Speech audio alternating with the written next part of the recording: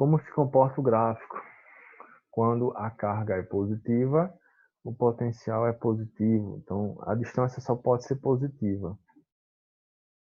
Então, a distância só pode ser positiva. Então, eu vou estar no primeiro quadrante do gráfico ou no quarto quadrante. Então, quando a carga é positiva, o potencial é positivo. Está no primeiro quadrante. Quando a carga é negativa, o potencial é negativo. Vai estar no quarto quadrante, tá certo? Então, vai ser essa curva.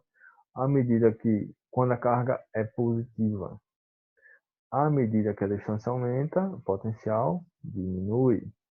Carga negativa, à medida que a distância aumenta, aí como aqui é negativo, né?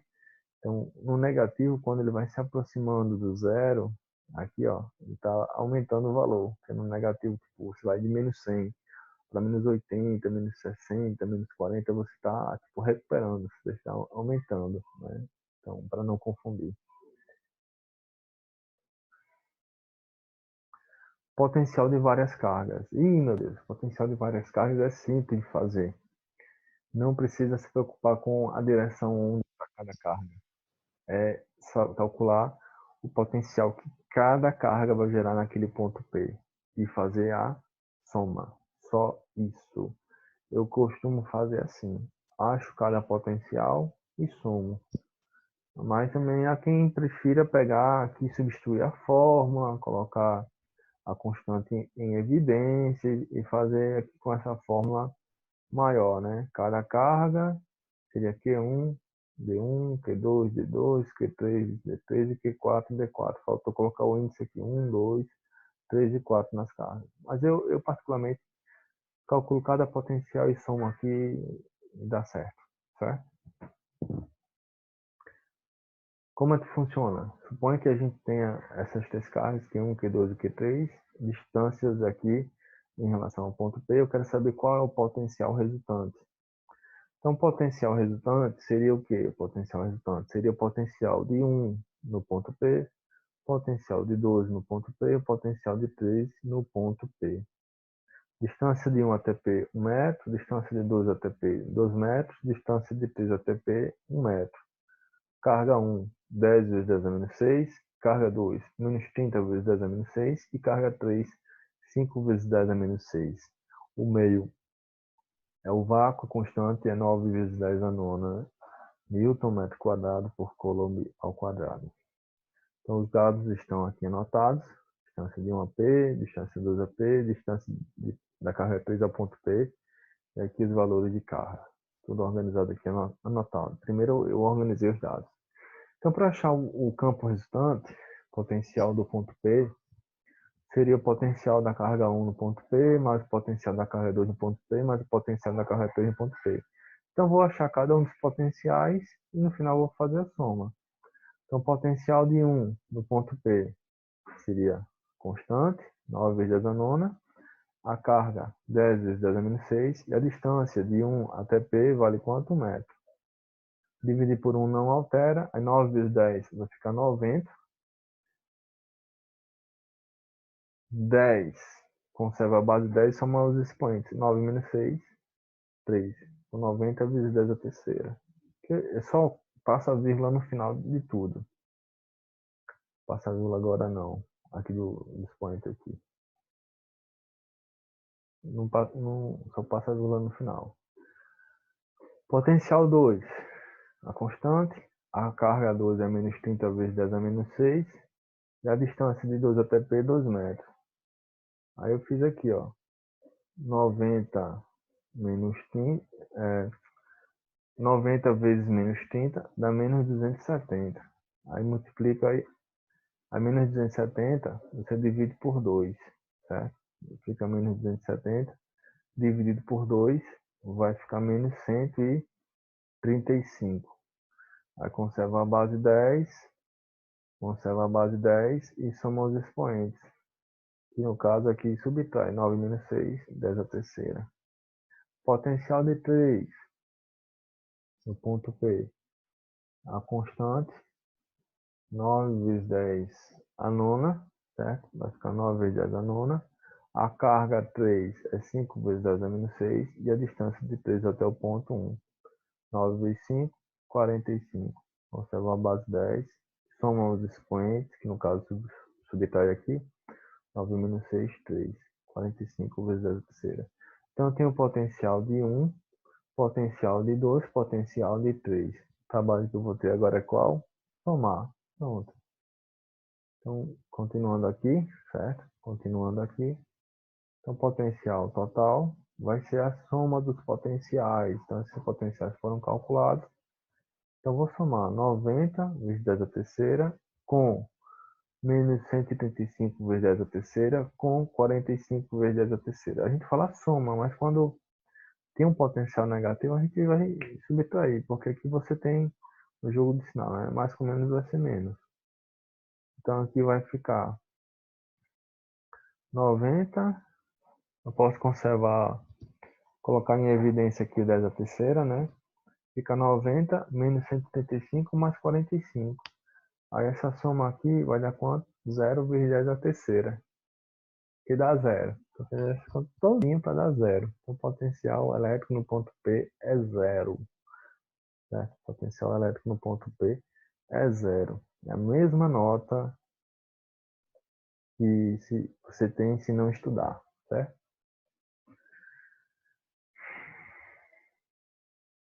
Diferença de potencial. Diferença de potencial é um tópico importante para que a gente possa entender, certo? Diferença de potencial. Vou voltar aqui.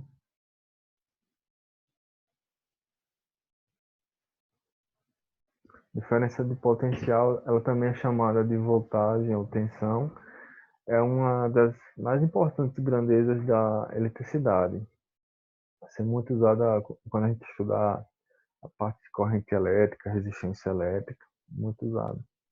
Então, ela vai servir para explicar o movimento das cargas, uma diferença de potencial, tá certo? Então, pode ser representada por U ou por V, ou pelas iniciais DDP. DDP, D de diferença, D de D e P de potencial, DDP. Agora pense comigo, se você, suponha que você tem uma pista horizontal, certo? Uma pista horizontal. E tem uma bolinha colocada em cima dela. Para que essa bolinha se movimente, pode ter alguém aplicando uma força. Ou então pode ter o quê? Um desnível. Uma parte da pista maior, uma parte menor. Então, eu tenho uma diferença de energia potencial aqui, né, gravitacional. A mesma coisa é quando você tem uma diferença de potencial elétrico, a carga elétrica vai tender a se movimentar, certo? Vai tender a se movimentar. Essa diferença que faz ela tender a se movimentar. Então, para a gente pensar um pouco, suponha que eu tenha um sistema, tá certo? Para a gente analisar a DDP, que é a diferença de potencial, e nesse ponto, nesse sistema, eu tenho duas placas carregadas. A linha verde é o campo elétrico. O campo elétrico sai da placa positiva para a placa negativa, então não era necessário ter os sinais aqui de positivo e negativo, porque se eu digo que essa linha seta verde é campo elétrico, então você vai ter o quê? Vai ter que a origem dele da placa positiva, da placa positiva para a placa negativa. Esses pontos A e B, tá certo? Vai ser a distância entre superfícies que têm o mesmo potencial, tá certo? Que a gente vai falar mais na próxima aula, melhor nos detalhes de superfícies equipotenciais. Aqui vai ser a distância entre as superfícies equipotenciais, A e B. Então, aqui você tem um potencial maior e aqui você tem um potencial menor. Sendo uma carga positiva, ela tende a se movimentar nesse sentido, porque ela é repelida pela placa positiva e atraída pela placa negativa. O campo elétrico aqui é um campo elétrico uniforme, é um campo elétrico constante. Então, a diferença de potencial em regiões de campo elétrico uniforme vai ser U, diferença de potencial, igual ao campo elétrico vezes a distância AB. A distância entre A e B é a distância entre dois pontos, pode ser a distância entre 1 e 2. Mas entenda como sendo a distância entre superfícies equipotenciais, São superfícies que têm o mesmo potencial. Ou seja, todo ponto, aqui o ponto A, se aqui fosse um ponto C, ao longo dessa linha pontilhada que contém o ponto A, todos os pontos têm o mesmo potencial. Se aqui eu tenho ponto D tem o mesmo potencial de A. Aqui em B, uma linha aqui que a gente considera uma superfície equipotencial. Todos os pontos que estão aqui nessa linha tracejada que engloba o ponto B teriam também o mesmo potencial de quem? De B. O que importa para que tenha movimento é que tenha diferença entre esses pontos, né? Eles estarem em linhas diferentes, estarem entre superfícies equipotenciais diferentes. Então, a gente usa a formulazinha U igual E vezes D, certo? Então, se a distância de A a B, a distância entre 1 e 2, e o campo elétrico aqui, ele é calculado como sendo U dividido pela distância. Aí temos agora uma unidade para campo elétrico, que é a unidade do sistema internacional, que é a unidade o quê? Volt por metro. A gente usa o Newton por Coulomb, mas a unidade oficial e mais usada para campo elétrico é Volt por metro. Para converter de Volt por metro para Newton por Coulomb, não precisa complicar, porque 1 volt por metro é 1 Newton por Coulomb. Então não precisa converter, é só trocar a unidade. Vou fazer um exemplo. Então, calcule a intensidade do campo elétrico entre as placas A e B horizontais. A placa A tem um potencial de 500 volts, a placa B um potencial de menos 500 volts, e a distância entre elas é uma distância de 5 milímetros. Então, a gente tem 5 milímetros.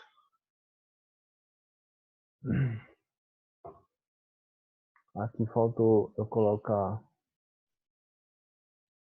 um zero a mais aqui. Pronto. Agora tá certo. Faltou colocar um zero a mais ali, mas a potência está certo.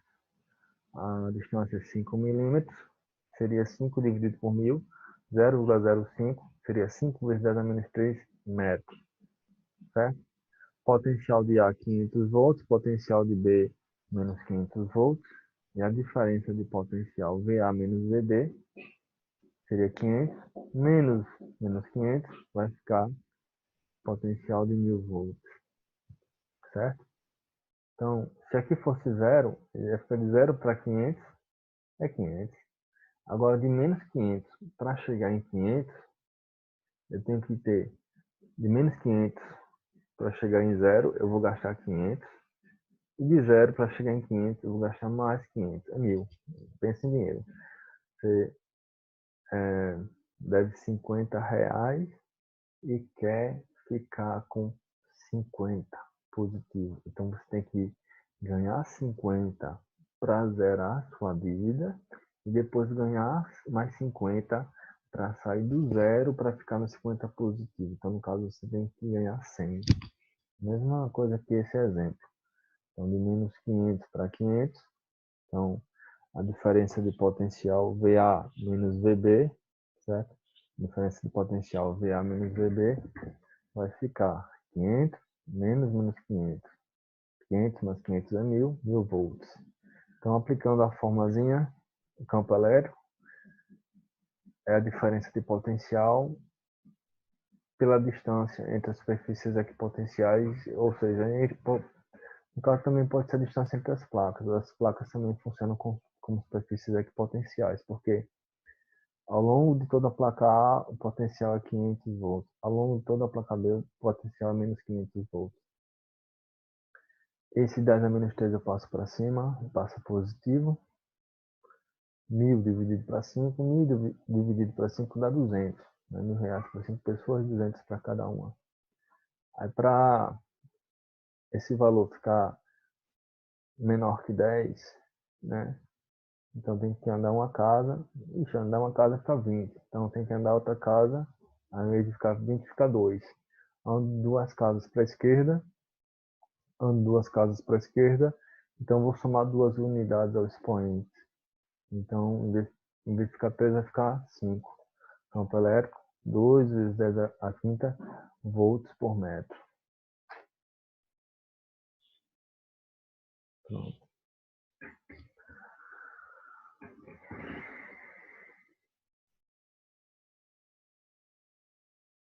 Agora a gente vai falar rapidinho. Fiz 5 exemplos aqui nessa aula sobre a carga elétrica abandonada em uma região que tem campo elétrico, tá certo? Então, essa carga ela vai se deslocar espontaneamente na direção e sentido da força, certo? Nessas condições de trabalho realizado pela força sempre positivo, e a forma da trajetória descrita pela carga que nada se pode prever. Então, quando as linhas de força são curvilíneas, a trajetória da partícula abandonada em repouso vai ser imprevisível. Se eu solto uma carga positiva aqui, então ela vai ter uma trajetória aleatória, mas vai seguir a, a tendência aqui das linhas de força. Não tem como afirmar que ela vai seguir ao longo da linha de força, mas ela vai ter uma trajetória aleatória. Ela pode vir para cá, ela pode vir para cá, assim. A gente não tem como definir quando as linhas são curvilíneas. Outra coisa é quando as linhas são retilíneas, essa trajetória vai coincidir com a linha de força, certo? Então, a carga positiva ela tende a acompanhar o sentido da linha de força do campo elétrico. Continuando as propriedades, a primeira é que em todo movimento espontâneo de carga elétrica no campo elétrico, essa energia potencial elétrica da mesma vai o quê? Vai diminuindo. Porque a tendência natural é a energia o quê? Diminuir, né? Você solta um corpo, ele cai, na sua tendência natural é diminuir, né? Diminuir a altura até chegar ao solo. No caso da carga, quando você solta ela positiva, aqui tem uma fonte de carga positiva. Solta uma carga positiva, ela vai ser repelida, vai se afastando. E essa força elétrica vai diminuindo, o campo elétrico também vai diminuindo. A segunda propriedade, certo? É que cargas elétricas positivas, deixa eu voltar aqui,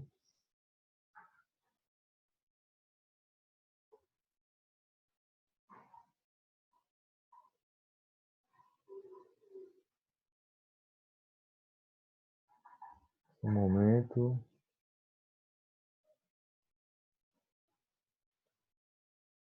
A segunda propriedade é que cargas elétricas positivas abandonadas em repouso no campo elétrico e sujeitas apenas à ação da força elétrica deslocam-se espontaneamente para pontos de menor potencial. Somente isso. Mesmo exemplo que eu dei em relação ao corpo que cai, né? Vai de uma região de potencial gravitacional maior para uma região de potencial gravitacional menor. Então, a carga positiva, ela vai para regiões de menor potencial. Se fosse negativa, ela iria para uma região de maior potencial.